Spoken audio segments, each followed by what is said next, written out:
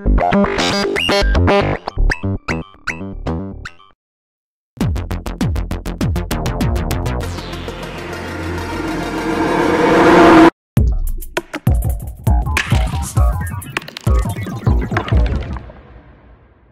we're here at the Music Thing Modular booth with Steve from Thonk at Superbooth 2017. Got some new Music Thing things we're going to go through. Do you want to take us through new modules first? Yeah, I'll start there. So we have 5 brand new modules, and also a kind of an important thing that we've done was we've split the range. So it's good to start there. So we kind of have the main line in the silver panels, which includes the touring, the radio music, and all the kind of the existing stuff.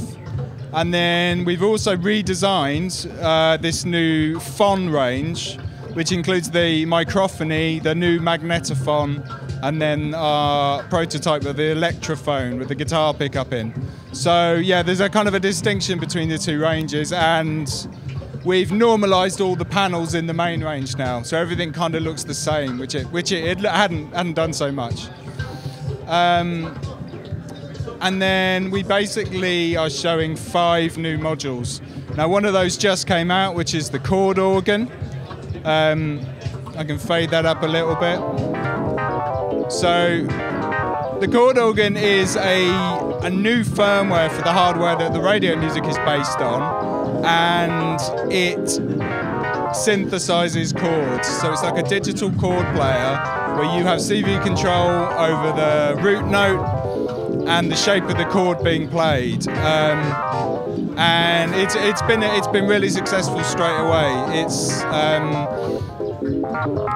It's really changed the kind of demos that you hear people making at the moment. There's a lot more chords coming out, a lot of kind of rave stabs and longer droney stuff as well.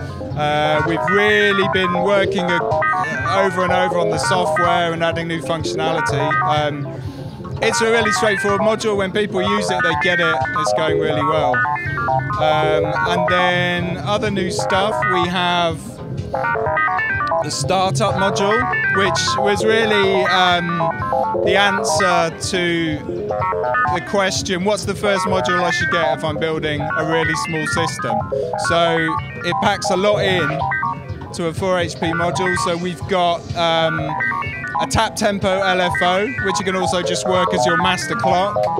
There's a mixer, which is based on a very simple gain structure where you have a low, medium and high gain input, so you can just patch really quickly without attenuating sources straight into there. So is that good for bringing in line level, or? Yeah, it's good. It's good for bringing in either just a few modules in a small space, or we also has a stereo input for bringing in like a Volca or another little groove box. So yeah, it's about you getting going really quickly with a small system, integrating your other gear, and it's also got a headphone output on it as well. There's just been a real movement in the last 6 to 12 months of people making tiny lunchbox synths again.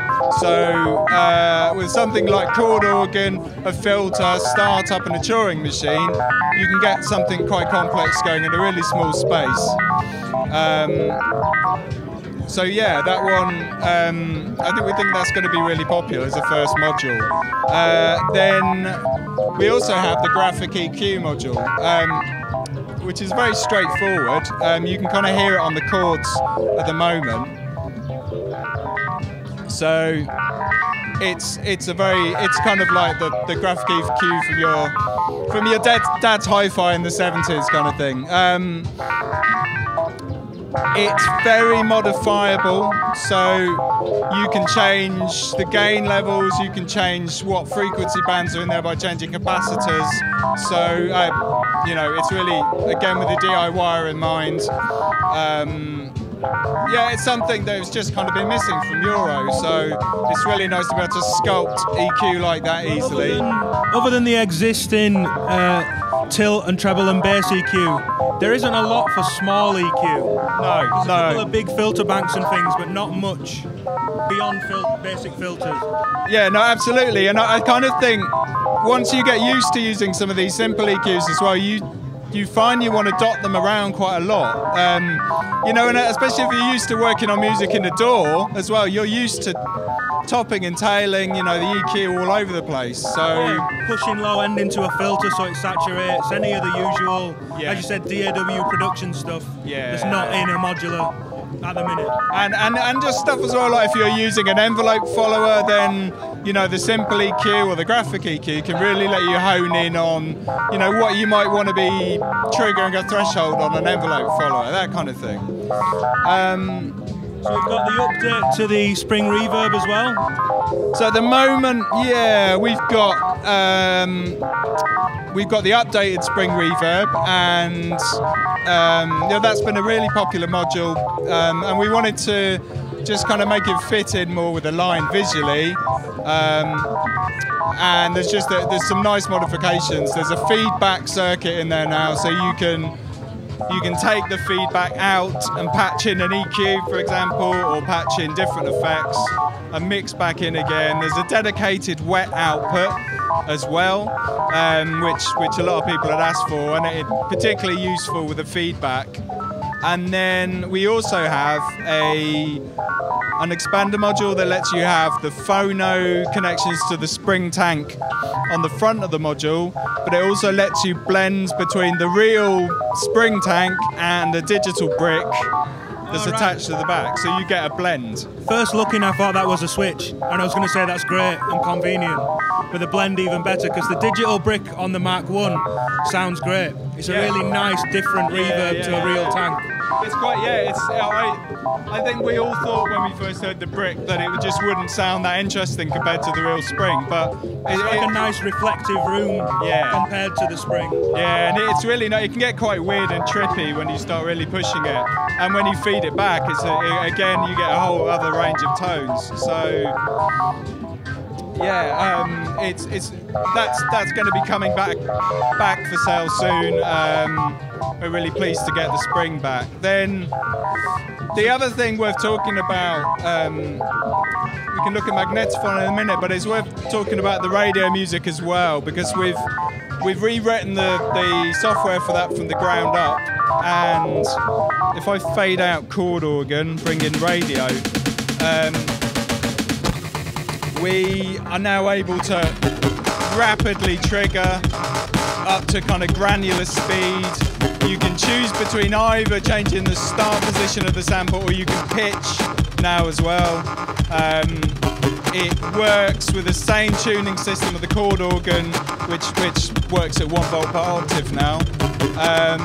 And yeah, it's just a lot more efficient. You don't have to mess about with the raw files if you don't want to. You can just chuck WAVs straight onto the card. So yeah, it's a massive improvement on that.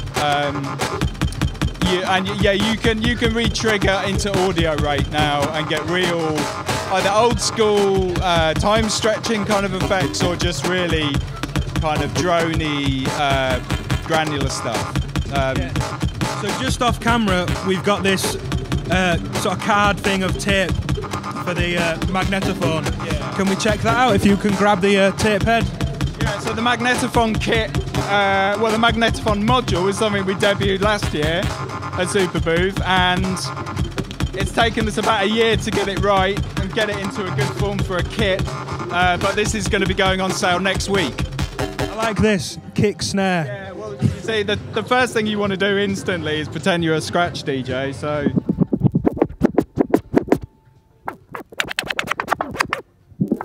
yeah, you become the tape transport mechanism. Now, scratching is a lot of fun. Trying to pretend to be a machine, funnily enough, isn't very easy. But you can. And we got a really good response to this last year. And you know, the booth last year was a real hive of activity with everyone playing with this. Yeah. And especially, I think, kind of being in Berlin, there's a big performance scene here as well, more so perhaps than in the UK. And I think instantly people were thinking about ways they could use this. So I think the idea of tape as well, we see other modules based on tape music ideas, splicing, reels, all these things. I think it really appeals to someone. And it's physical as well. It's like... people just get it. you know, when you start doing that. It's a lot easier than scratching vinyl as well. Yeah, that's not as easy as it looks on vinyl. Yeah, so it's a really nice addition. And that, you know, that kind of starts to fill out the Thonk range, which is just different ways of getting more experimental inputs. You know, we've got the microphony already, the contact mic input. We have the electrophone as well, which we could do a quick demo of that.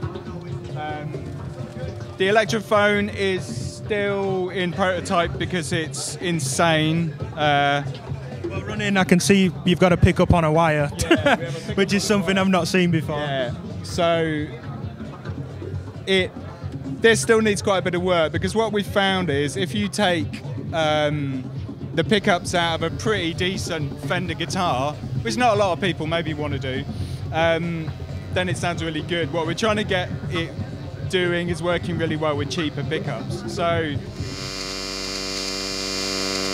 it picks up electromagnetic radiation, and you know, it can respond particularly strangely to digital stuff.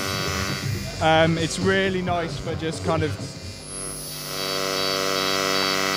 It likes the power supply. Loves the power supply. It's quite interesting. It's not patched at the moment. You can kind of feed it back through visual things, because anything digital with a screen will produce kind of an interesting range of tones or LEDs. You'll start to get kind of almost tonal sounds, anything flashing. Yeah, so it's a really interesting way of getting different kind of noisy sounds into the modular. It does, we're still working on making sure it's not too crazy. Yeah, not mad feedback or anything. Yeah, exactly. Great. And we also have to be very careful with this, because this will erase all of the magnetic tape. Yes, two next to each other. Yeah. Do you have to wear shielded gloves? Yeah, a full suit of armour is best, really. Yeah. Brilliant. Yeah, so I think that's it. Yeah. Well, they're modules we all know and love, the modular, but we've all got a Turing machine, we've all got a radio music. So to see them updated and the reverb, I think that blend on the reverb is going to sound great. Yeah. I really like the brick. Yeah. So yeah, great. Well, thanks a lot. Ben, cheers.